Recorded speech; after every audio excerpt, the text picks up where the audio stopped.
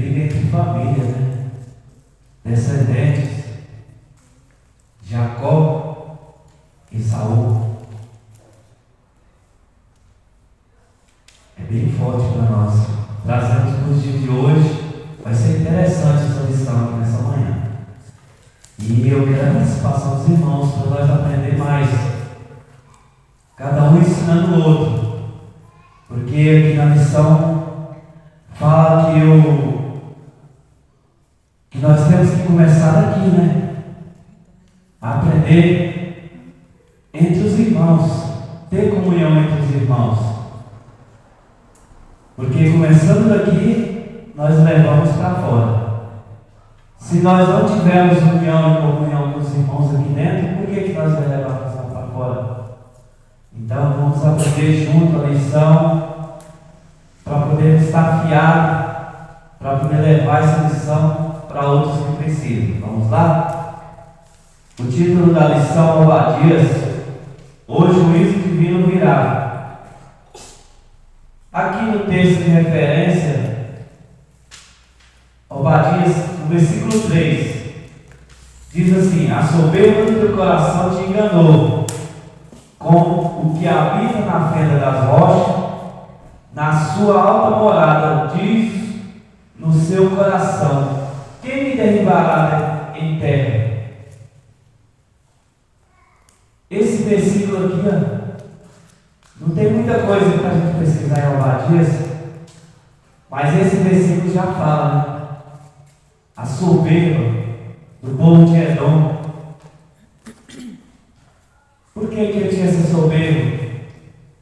Porque ele morava num lugar alto, entre as montanhas, e ali todos que passavam, seus inimigos, né? Eles avistavam já dali de cima. Por isso que ele se sentia, era um povo que se sentia à altura. Foi aí onde a soberba entrou no coração deles. Quem derribará nós daqui? E quem nos tirará daqui? Aí é onde entra o versículo 4. Se te elevares como águia e puseres o teu ninho entre as estrelas, dali te derribarei, diz o Senhor. Nessa passagem desse versículo aqui também, não há nada que sobe que o Senhor não derriba, né? É igual nós aqui no dia de hoje, trazendo no dia de hoje. Eu sou tal, eu sou aquilo, mas se não for da permissão de Deus, você não chega.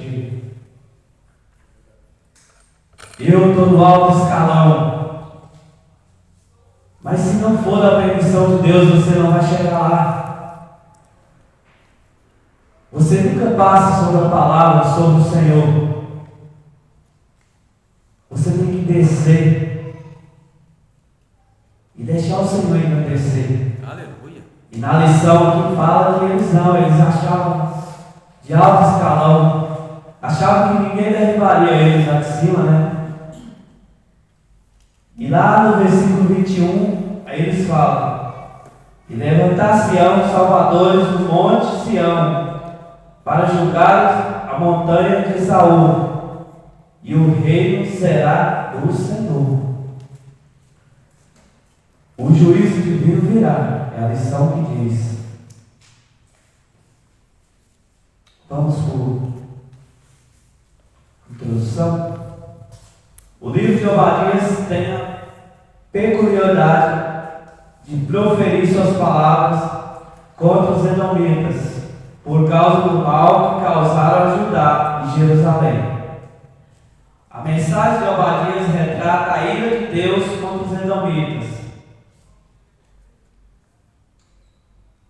A ira de Deus contra os edomitas.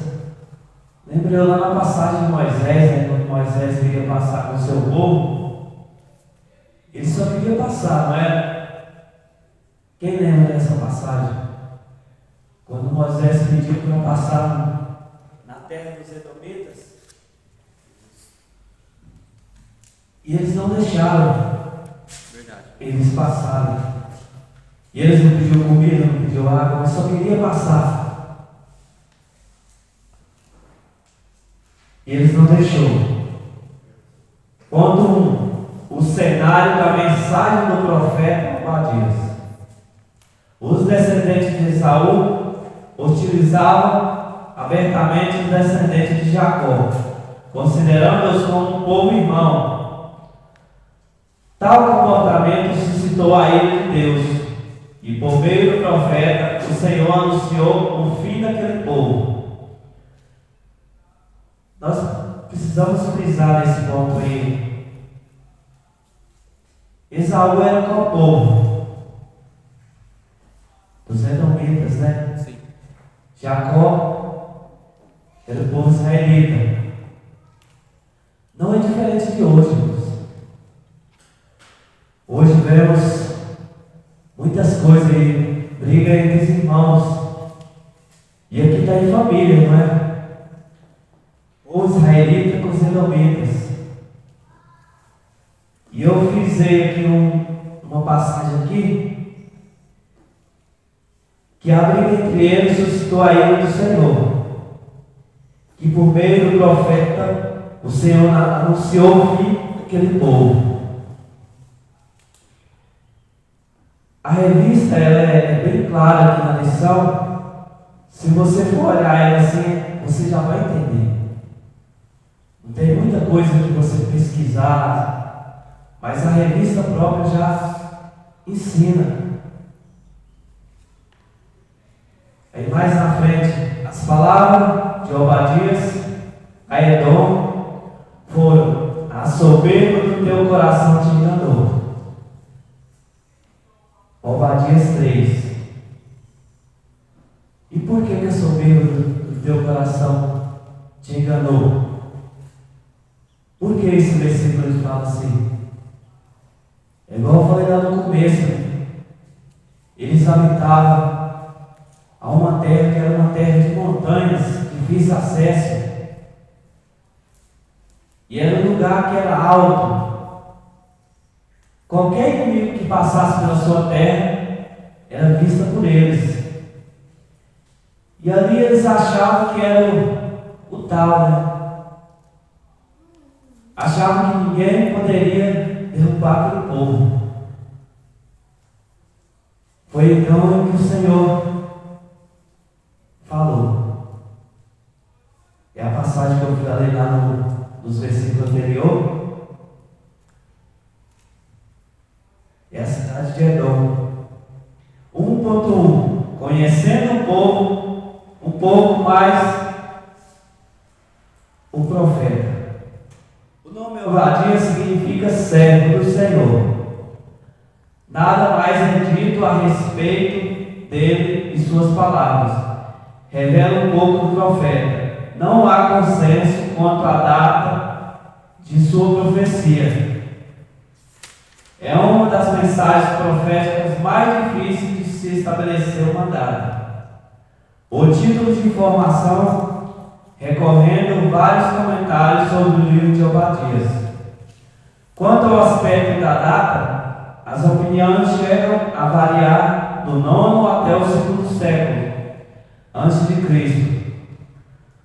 Os profetas Jonas e Naum têm em comum com Obadias o fato de suas mensagens não serem direcionadas para Israel, nem para Judá, e sim para uma nação estrangeira, ou a respeito dela. Aqui no auxílio didático dos professores, os estudiosos do livro acham difícil designar uma época específica, né? Algumas estimativas chegaram a variar em torno de 6 séculos, com toda a probabilidade de Obadias, profeta que viveu antes do exílio babilônico, previu pelo espírito de profecia e condenação de Edom, o maior inimigo de Israel. Compare-se Jeremias 49, 7 a 22, com relação à profecia posterior sobre o mesmo assunto, o qual contém muitas similaridades verbais, com a predição que temos agora diante de nós. Eu acho que Jonas e Naum é a mesma mensagem de Obadias hoje.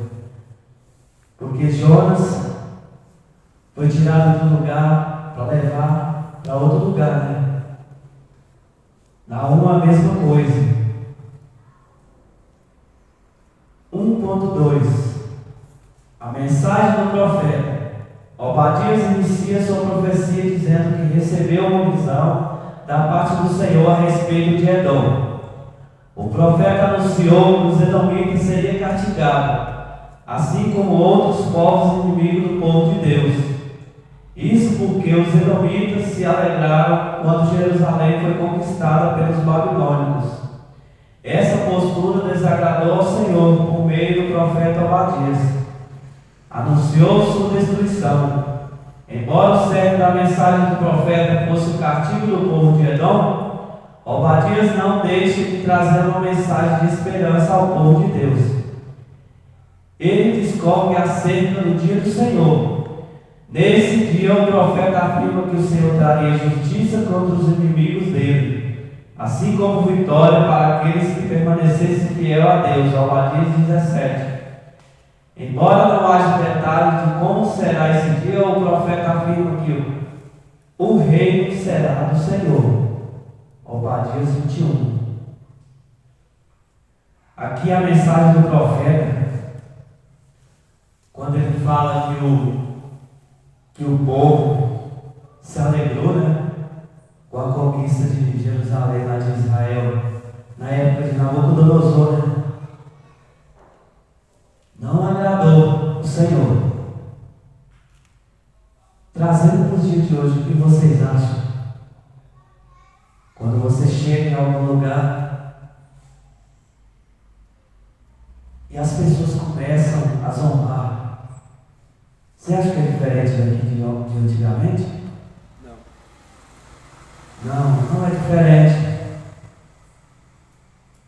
Se antigamente o Senhor destruía aquele povo, imagina hoje, que está pior do que aquilo antigamente, né?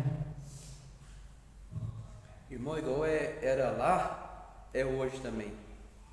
Porque Jesus veio, não foi para nos salvar do inferno só. Ele veio para nos salvar da ira de Deus que vai vir sobre o mundo. É igual o caso de Obadias. Muitos pensam, não, é o diabo. Não, o diabo não, é de menos. Jesus veio para nos salvar da ira que há de vir sobre o mundo. E a ira é de Deus. E quando alguém caçoa, custa as pessoas que servem a Deus, vai se ver com Deus. Porque Ele que é o nosso Pai. Então, ai daquele que fica fazendo isso, né? Que tem prazer nessas coisas, né? Que é sério, é muito sério. Em relação a esse comentário sobre Obadias, Edom e Israel, Deus trouxe no meu coração salmos, né? Durante aquela passagem, quão bom e suave os irmãos vivem união. Aí quando nós verificamos, estudando mais a fundo sobre essa passagem, ele é um salmo cantado durante uma travessia dos montes. Então, assim, nós vemos que através da união vem a bênção do Senhor. E a palavra do Senhor também ela nos ensina que o reino dividido não subsistirá. Então, assim, não vai, não prospera. Então, aqui vemos briga igual você falou, são brigas de irmãos. Família, briga de sangue. Hoje não é diferente. Por exemplo, uma família que tem aí 5, 6 filhos, o pai falece, tem uma herança grande, virou contenda, corre risco de morte, o irmão querer ceifar a vida do outro, por conta de quê? Por conta de terra. E hoje é muito comum, ainda mais com a internet, um irmão falando, uma igreja falando mal da outra igreja. Justo. Que segue o mesmo princípio, falando mal, e o povo de fora fica assim, mas peraí, se um fala mal do outro, eu vou para onde então? Para onde que eu vou? A lição que fala sobre isso, né? Que nós temos que primeiro arrumar a nossa casa. No final da lição, eu lembro no final da lição, eu entendi temos união com nossos irmãos. E a lição fala que primeiro a casa, depois lá fora. Mas o Abadias não veio trazer essa mensagem para o povo. Veio trazer para os estrangeiros, não só para Israel, né? Mas é para os estrangeiros, foi para todos. Não foi só para aquela determinada família, determinado povo. É igual hoje, se nós arrumarmos nossa casa aqui, conversarmos aqui com os irmãos, ninguém segura nós lá fora, né? Porque começou daqui. E aqui, continuação na palavra, no dia do Senhor. Tem gente que você conversa aí com os irmãos, tem um rapaz que trabalha conosco, ele fala que o Senhor já veio, realmente. Mas ele não entende o que é a vinda do Senhor. Porque o Senhor já veio mesmo, Sodoma e Gomorra, Jericó. Mas ali foi anunciado, né? Dilúvio, Noé. O ano 70 mesmo. Para essa época aí, o Senhor já voltou. Mas é um determinado contexto. Não é que o Senhor já veio. Mas já estava escrita a mensagem. Mesmo assim é como Abadias. Deus anunciou o profeta para falar para aquele povo. É dom. E Deus voltou para aquele povo. Porque igual hoje para nós é Apocalipse, né? E já foi falado para Jó.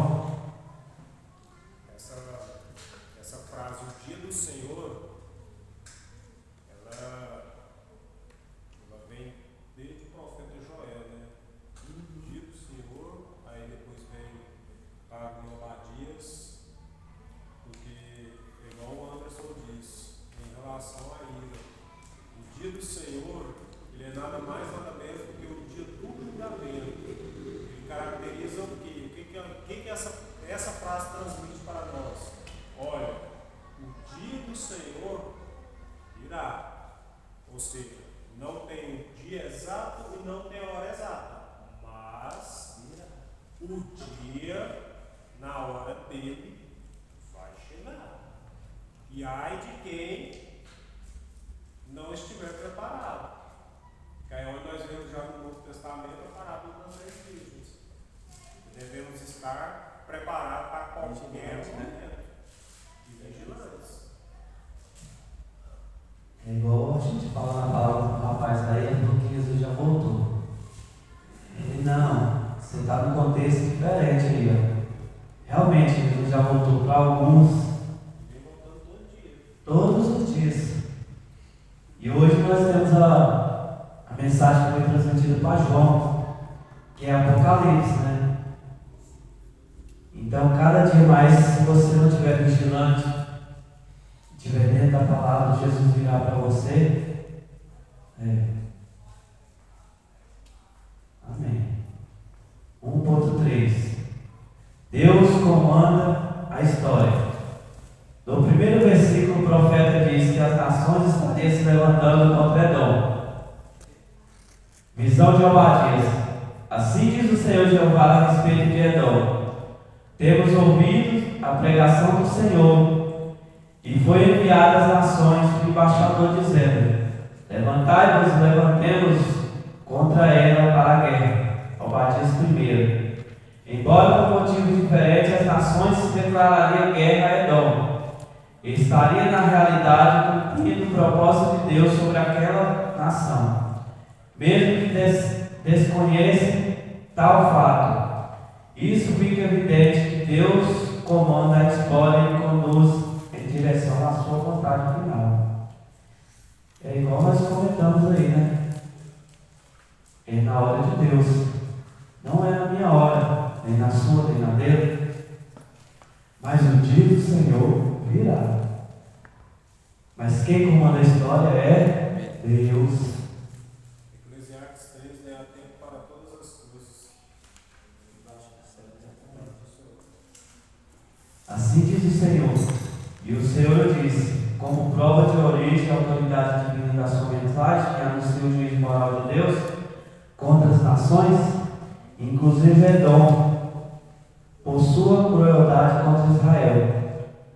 Concluímos que todas as nações serão julgadas no dia do Senhor, e nenhuma escapará. Imagine nós hoje. A mensagem de Obadias é um alerta de Deus para todos, mostrando que Deus resiste ao soberbo. E Deus resiste ao soberbo e exalta o humilhado, né? Abate, exatamente. Alguém tem alguma dúvida, alguma palavra para colocar nesse contexto que Deus comanda a sua história? É a sua história, né? Martinho Lutero falava que o diabo é o diabo de Deus. Que Deus tem o diabo assim, ó, igual um cachorro na coleira. Mas Isso é verdade, né? É verdade mesmo. Ponto 2. O pecado de Edom. Os pecados cometidos por Edom, que o levaram a esse terrível juízo, por orgulho e a crueldade. Por isso o orgulho deles os destruíram, pois pensavam que sua posição geográfica seria um empecilho aos ataques inimigos. E é uma imbatível proteção contra qualquer tentativa de guerra. É assim que altivez derruba pessoas, nações e líderes que se julgam incapazes de serem atingidos. Tem pessoa que acha que é. Teve um cantor sertanejo que foi dar uma entrevista. Aí o repórter perguntou para ele: rapaz, tudo que você tem vem de Deus. Ele falou que não foi Deus, não. Não foi Deus, foi o meu esforço. É onde entra essa palavra aí, né, irmão? Soberbo. Se você reparar no comercial que ele faz, não tem nem mais voz para falar. Supermercado. Não tem voz.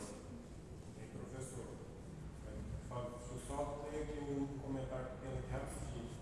Edom era a cordilheira de montes rochosos a leste do Vale de Arabá, que se estendia uns 160 quilômetros de norte a sul e uns 32 quilômetros de leste a oeste.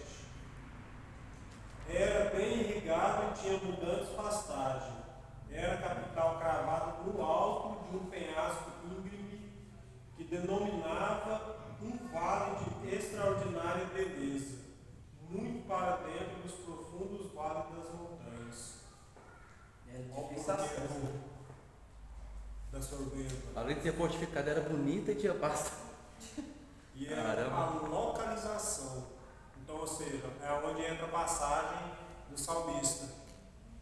Porque ela, pela descrição aqui, ela ficava em cima de 2 montes. Então, ou seja, ela tinha a visão privilegiada de tudo. Não somente daquele trecho, mas também a 150 quilômetros para frente e para o outro. Tudo que passava lá eles viam. No alto. Isso. Não passava ninguém sem que eles não vejam. Exato. E é por isso que eles cresceu. Esse Edom é descendente de Ló, não era? Das filhas de Ló? Não. Não? Não. Irmão de Jacó. Irmão de Jacó. Esaú. Não, porque eles misturaram com Edom. Amonitas e Moabitas. Ah, era Moabitas.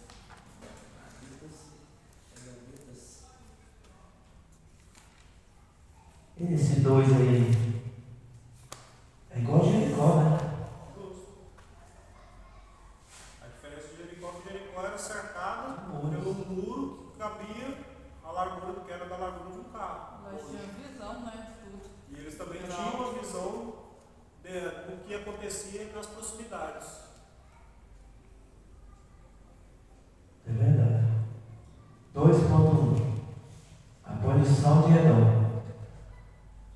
purificação e a desigualdade das nações vizinhas foram usados para dar início ao propósito de Deus para julgar os edomitas, por causa do orgulho que os cegou e a atitude de desprezo e contentamento pelo mal que chegou aos moradores de Jerusalém e Judá.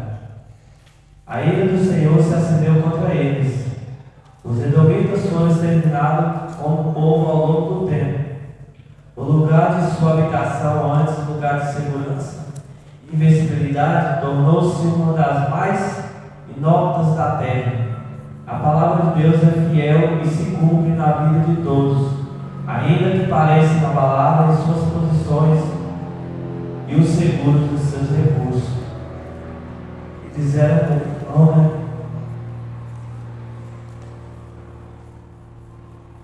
E a casa de Saul não mais resta mais. Foi destruída.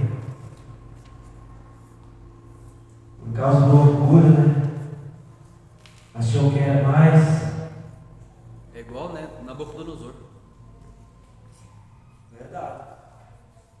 Uma das armas que o adversário mais usa para derrotar muitos é a soberba, como Ezequiel 28:2-9, Atos, Daniel e muitos outros. Pois Deus abate o soberbo e exalta o humilde. A soberba dá ao homem asa como águia para viver nas alturas de sua arrogância. Porém se esquece que Deus é sobre todas as coisas e nos dá um lembrete: se puseres o teu ninho entre as estrelas, de lá te derrubarei. É o versículo 4, né? Irmão, outro exemplo clássico disso aí é em Juízes 16, com Sansão. Foi com Dalila, brincou.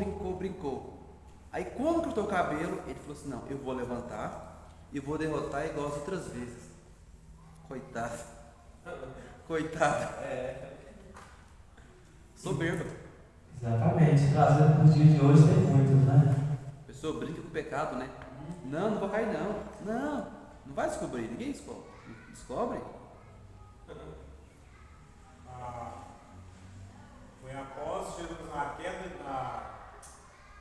Jerusalém ser queimada, no período de Jeremias, 4 anos após, aproximados, Deus pega e invade também a cidade de Edom, destrói tudo, aproximadamente 4 anos. Então, assim, onde a gente vê que há profecias que é de um dia para o outro, de um ano para o outro, de século para século, né? Mas Milênios, né? Milênios. Então nós vemos que chega. Se ele falou, ele cumpre. Nos dias de hoje temos muitos aí, né? Que tem pessoas que têm muito dinheiro, muitos bens, acho que não precisa de Deus. Mas é aí onde que entra a soberba, né? Todos nós precisamos de Deus. Amém? Amém.